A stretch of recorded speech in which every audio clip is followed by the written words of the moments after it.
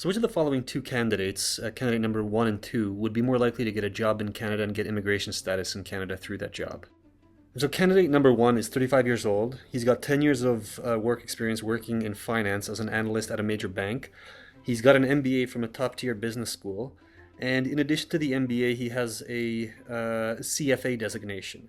And he's seeking to find a job in finance at a large financial institution in Toronto. Candidate number 2, on the other hand, is 25 years old. He's got a high school education. He's got 3 years of work experience as an office administrator. And he's seeking to find a job with a small mechanic shop in Timmins, Ontario. And just kind of for your info, Timmins is a very small city in northern Ontario. It's a few hundred kilometers north of Toronto.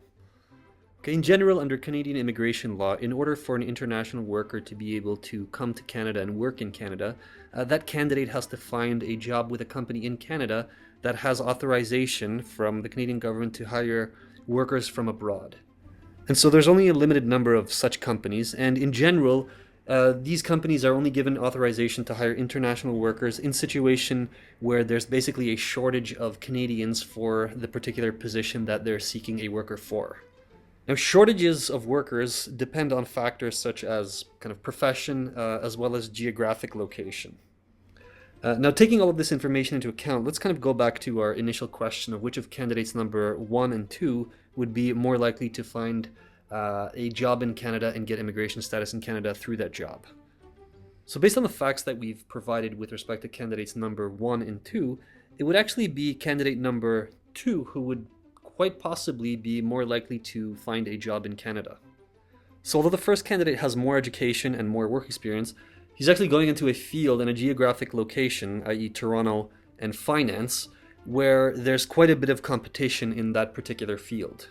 Okay, the second candidate, on the other hand, is applying for a job in a pretty remote geographic location where there is a much greater chance that there's a shortage of workers, even in an area such as kind of office administration.